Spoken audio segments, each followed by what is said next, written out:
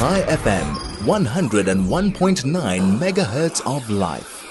So I'm a little bit concerned about our first guest this morning. Well, actually not concerned about the guest, because that I have no issue with. The issue is that it seems to me that this might be a move towards an intervention. Because here I was looking at my runner and I see that Senna has introduced Sheryl Cohen, who's a psychologist in private practice, well known to us.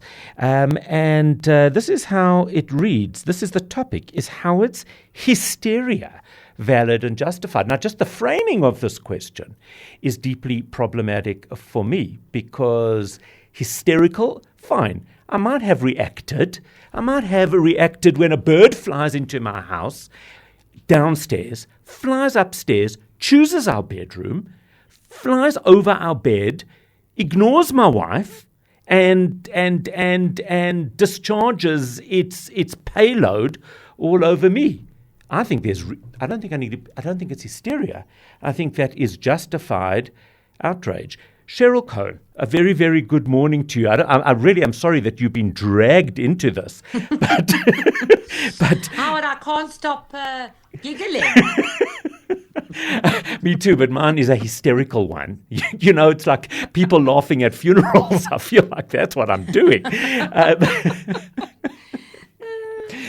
Really, it's funny. It is funny. Of course it's funny, and that's the whole point. But it is a mad thing that I could see it by the reaction. I filmed a quick thing yesterday, and within, I don't know how many hours, there are literally tens of thousands of people who have watched this and commented on it, which means it resonates for people. Tell me, why do you think that is?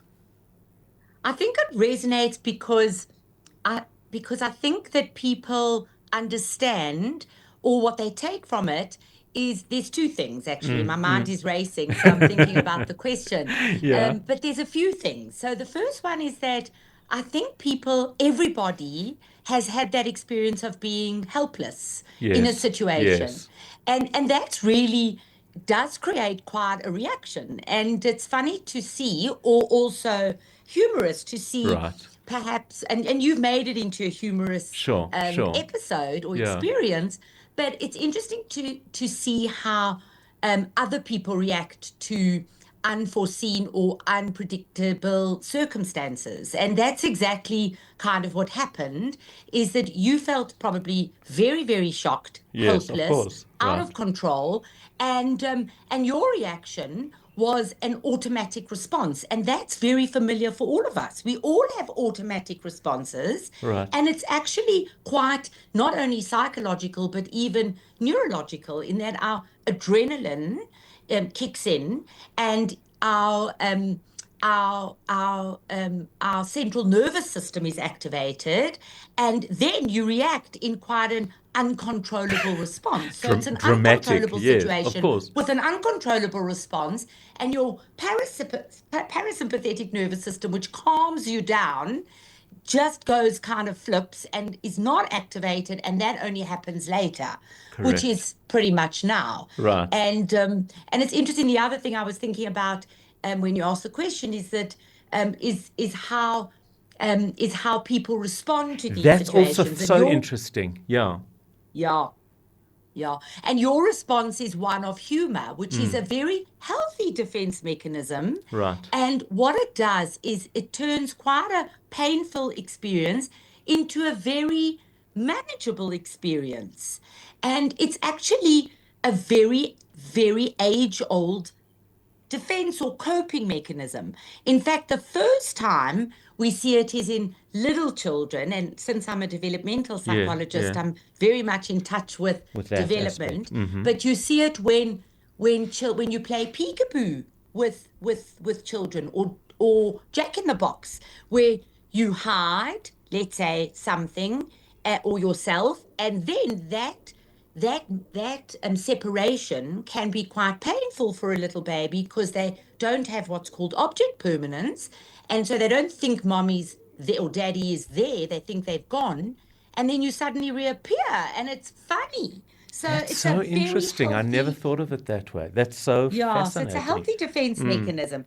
But what's also funny, Howard, is how your listeners and your paparazzi respond. Right. It is. It is because yeah, and some of it is fascinating because people I'm fascinated or interested in the fact that we look for meaning in this.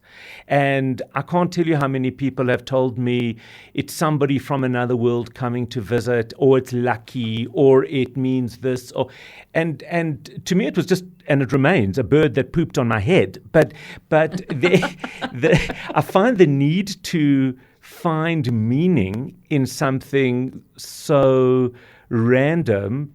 It's interesting because we do that, and we do that in the bigger picture, and I'm very supportive of doing it in the bigger picture and saying, well, this is an unpleasant circumstance that's happened in my life.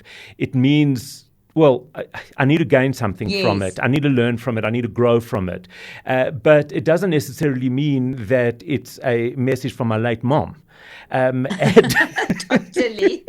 And that's another defense mechanism or coping mechanism, depends how you see it. Yes. But is that it's to attach meaning to helpless or to these type of, to any situation where you're not in control, so you attach meaning to it, and it's that need to put yourself back into control.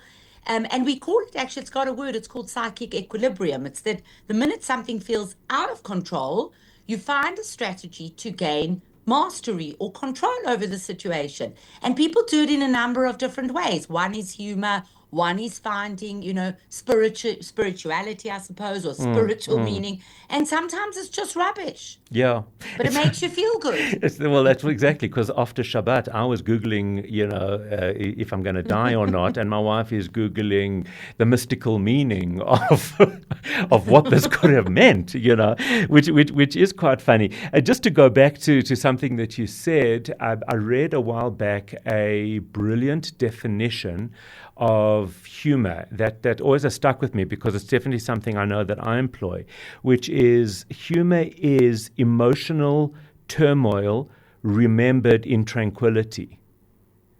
Wow. And I that's think that, beautiful. yeah, and it's so right, because I know that's what I do, is I take an emotionally turbulent or a turmoil, and I'm now thinking back at it and seeing it in a very different and sort of funny way. Yeah, absolutely. But also how one has to be, I mean, I'm really not trying to blow hot air up your other end, but actually one needs to be really smart. Right. To see the humor. It's also a reflection of good, like cognitive capacity, or to see the other side, of things, to reframe it. Yes. But I would have thought it's a very natural thing.